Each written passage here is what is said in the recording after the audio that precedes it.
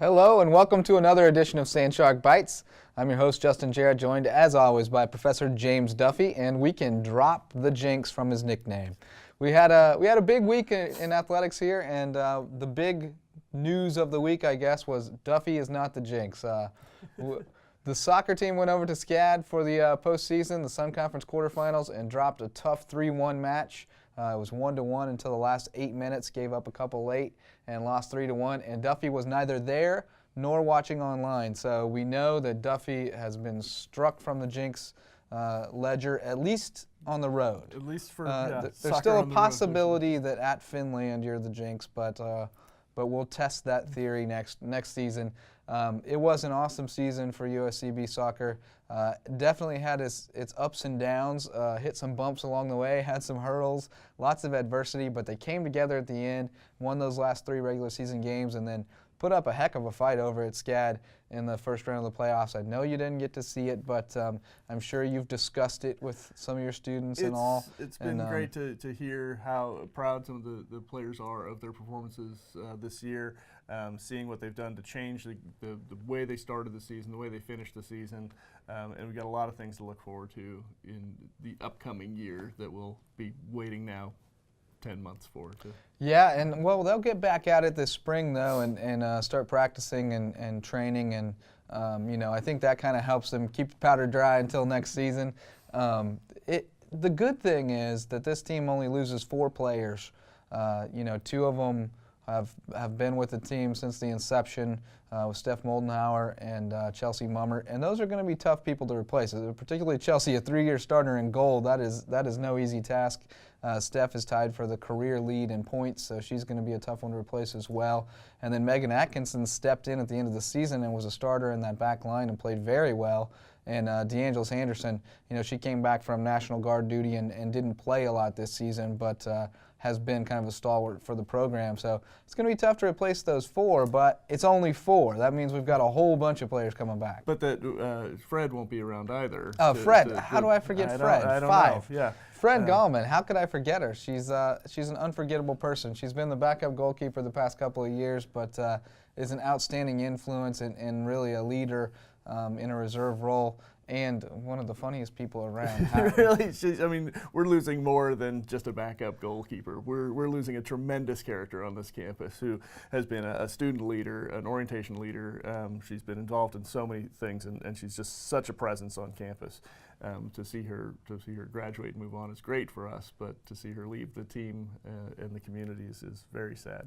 Yeah, how could I forget you, Fred? I must have had a mental block. Maybe I just didn't want to accept that you were leaving us. You've been one of my favorite kids around here. Absolutely. Feel awful for that. Yes. But those 5 moving on, but a lot coming back. most of our top goal scorers coming back. Alexa Muffley working on the medical hardship to come back for another season, which would be great. And I know that it's early in the process, but Coach Ed Hepperling already excited about that next year's recruiting class that he's going to be bringing in, and feels like he has several players who will not only add depth but be upgrades at positions. So it's going to be exciting next season. And in that we see not just these players developing, but also the coaching staff, where Ed has changed the way that he's approached the game and approached where he's put his players in position, and that's really paid off for him. Yeah, it's going to be very exciting to see what they do this spring, and then the recruiting class and going into next season. Watching that program grow has been a lot of fun, and I think next year could be a big jump up. Well, speaking of postseason, the cross-country team is off and running, pun very much intended, God, no. sending 4 to nationals. That matches the most that USCB has ever sent to the national championships in 1 year. Had a chance at 5. Nick O'Neill was right there on the bubble. He would have been the next guy in if SCAD's men got an at-large berth as a team. They did not. They missed it by 1 spot, and so Nick, by the narrowest of margins, misses out. And as disappointed as he is, he's also really using it as motivation. He's looking forward to getting back to nationals in track and field, and then making sure that he makes it to nationals in cross country his last 2 seasons. And tough break for him, but for the other 4, an awesome performance at the Sun Conference Championships down in West Palm Beach. Anthony Vecchio 5th on the men's side despite a toe injury, and we'll get into that a little later with Coach Kimball, ask him about that. And then the women, 3 of the top 5. Betsy Douglas goes 2nd, Joy Miller 4th, and Melissa Carter 5th. Awesome performance for the women.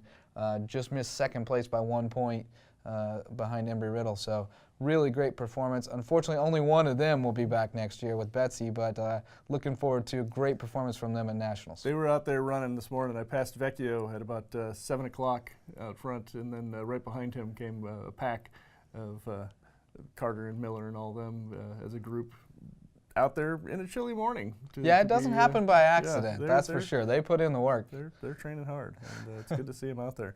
And they'll be going to Lawrence, Kansas, November 22nd, which is, I don't know, sometime from now. Whenever you're having to watch this, it's probably the next Saturday. Week and a half or so from this very moment in time, but depending on where in the space-time continuum you view this, it could be a little sooner.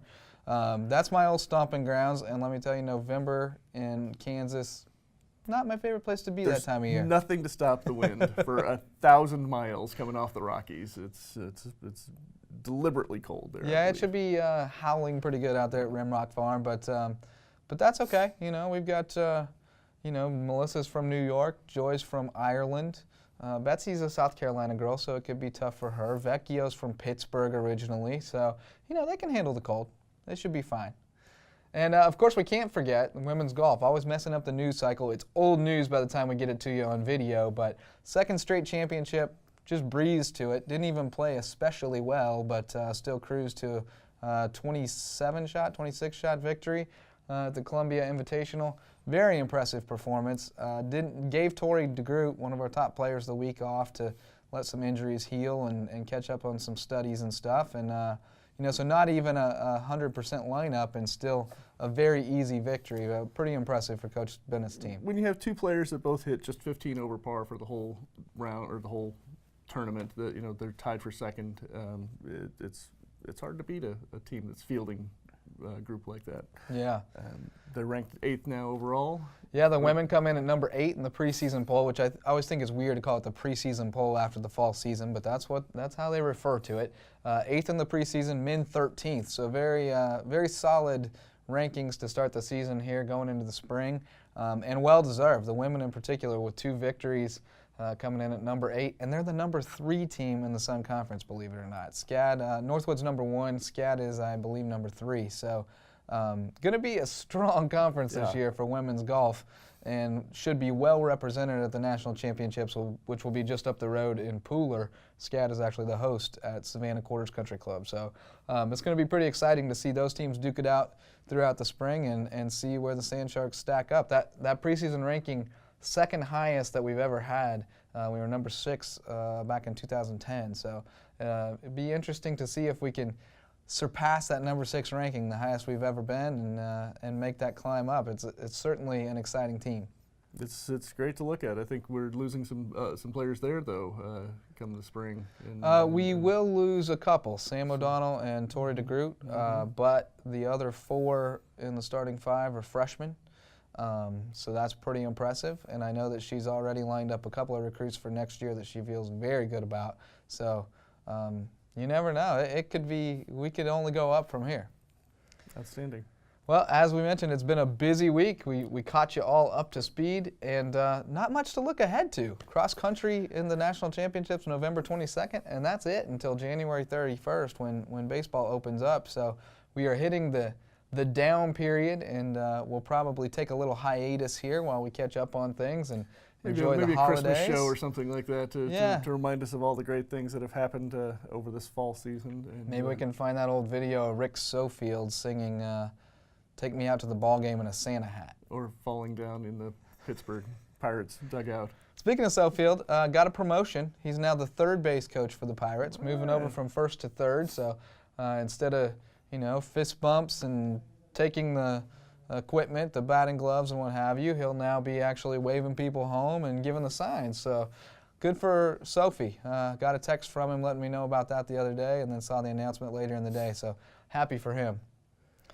Well, that's about it for the wrap-up portion of the show. We'll be back in a few minutes with Coach Larry Kimball to talk more about Sand Shark cross country heading to nationals and preview the track season right here on Sand Shark Bites. Welcome back to Sand Shark Bites. We're joined now by head coach Larry Kimball. And, Coach, you're getting into that exciting time of the year known as crossover season. You've already fired up track and field season, but as we mentioned at the outset, cross-country starting to wind down, and it was a great weekend down at the Sun Conference Championships. Yeah, it sure was, JJ. We were down in West Palm Beach, Florida for the Sun Conference Championships. And first on the docket was the men, and Anthony Vecchio qualified for his third NAI National Championships by finishing fifth. Nick O'Neill just missed it, finished 11th, and was 2 places out. If SCAD would have made it as a team, then Nick would have been in, but that's the way it goes, unfortunately. Then the women came up, and couldn't have asked for anything better than our top 3 women. 2-4-5, 2-4-5, and it was just phenomenal, the show they put on. And so all 3 qualified for national championships, which would be on the 22nd in Lawrence, Kansas. You are at times hopelessly optimistic. You're an incredibly optimistic person. You always go into a race thinking the best possible outcome. But even you couldn't have foreseen at the start of the season to have 3 in the top 5 is just a phenomenal tribute to the way those girls have worked all season and pushed each other. Yeah, they have. And, with Joy Miller and Melissa Carter being seniors, this was their last go-around, and they really wanted it really bad. Betsy Douglas, we knew what we had coming in. She was a National Junior College runner-up last year. Started kind of slow because of an injury last spring, but now she's running as well as probably top 50 in the country somewhere. Yeah, an awesome performance, and we hate for the way it went down for Nick O'Neill. He ran a good race and did what he had to do, but as we've learned around here, you can never leave anything up to chance or up to the at-large bids, because they don't seem to go in your favor very often. Yeah, we were talking today. I was talking to a couple of the coaches in this area, and there's some, there's not a lot of love for the Southeast right now, and rightfully so or whatever. But we just have to roll the punches and do the best we can. And Nick said the right things. He said, I did what I could. It didn't work out for me, but it won't happen again. He won't leave it up to chance again. He'll make sure he gets inside that cut line. Well, Nick was a national qualifier last year on the track in the 3,000-meter steeplechase, so he's been to the big dance before. And, I'm sure as a junior and a senior in cross, he'll be there.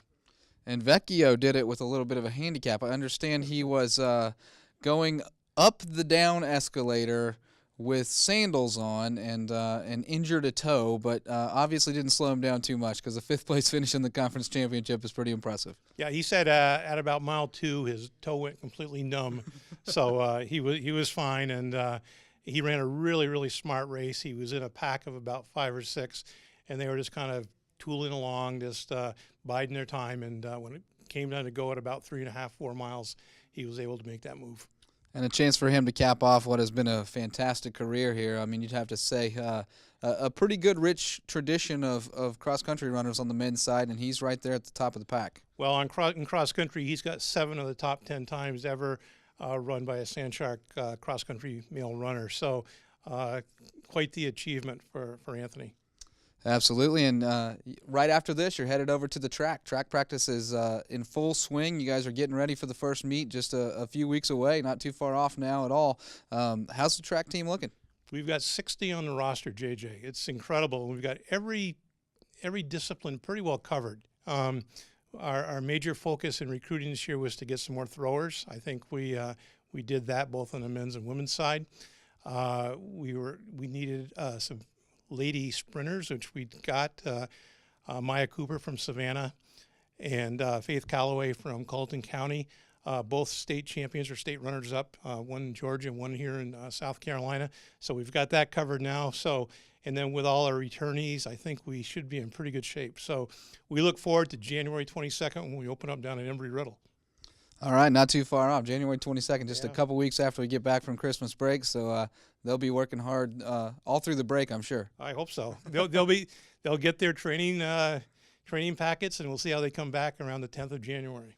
Well, that program is certainly on the rise, and we look forward to seeing stealing some points there in those throws and the jumps, and see if we can't climb the ladder in the Sun Conference. Well, we got 2 All-Americans last year, and Tyshell Freeman, who is All-American in the shot put, is back.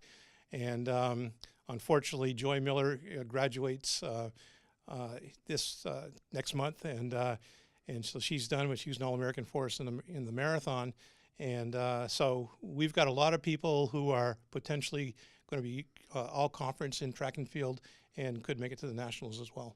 All right. Well, we look forward to that, and we look forward to seeing how we do out in Lawrence on November 22nd, Lawrence, Kansas, for the cross-country national championships, taking 4 runners. That matches the most we've ever taken in 1 year. So a great season, and we look forward to putting an exclamation point on it. Yeah, I'm going to buy my long johns. I hear it's pretty cold out in Kansas right now.